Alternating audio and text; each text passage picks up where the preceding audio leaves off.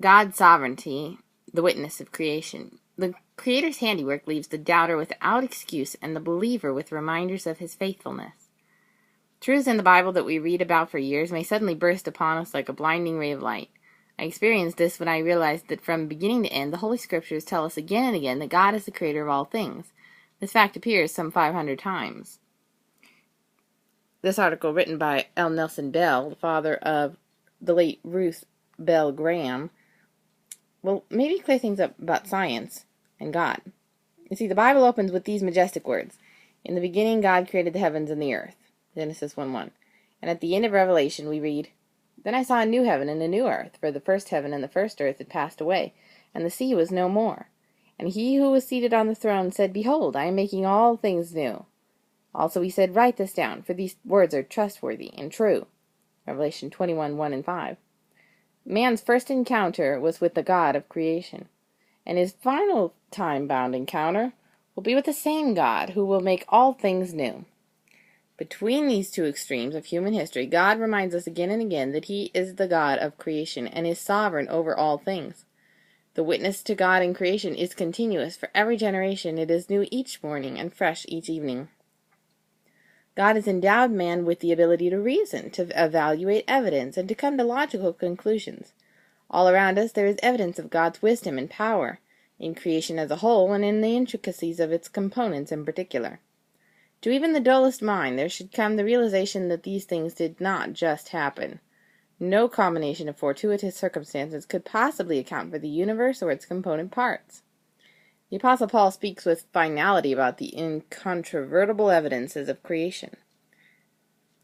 For what can be known about God is plain to them, because God has shown it to them. For his invisible attributes, namely his eternal power and divine nature, have been clearly perceived ever since the creation of the world, in the things that have been made, so they are without excuse. For although they knew God, they did not honor him as God or give thanks to him, but they became futile in their thinking, and their foolish hearts were darkened. Claiming to be wise, they became fools, and exchanged the glory of the immortal God for images resembling mortal man and beards and animals and creeping things. Romans 1:19-22. Affirming his sovereignty as creator, God repeatedly claims loving obedience from man, his highest creation.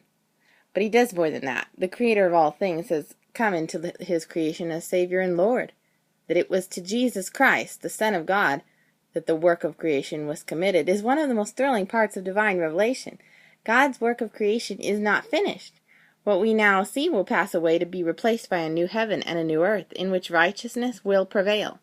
In the interim between the first and second creation, God is creating new men through faith in his Son, so that through this spiritual rebirth they may become a part of his eternal kingdom. In loving condescension, the Creator stands at the door of our heart and knocks. Finally, he will ring down the curtain of human history, and that time may be nearer than we think. Next time you see the stars, you see the planets, or even the sky and the clouds and the trees and the plants, the flowers, the grass, the water, anything. Hopefully you'll look a little bit beyond that and just give it a moment's notice. How did it get there? And why is it so amazing? Thoughts to ponder.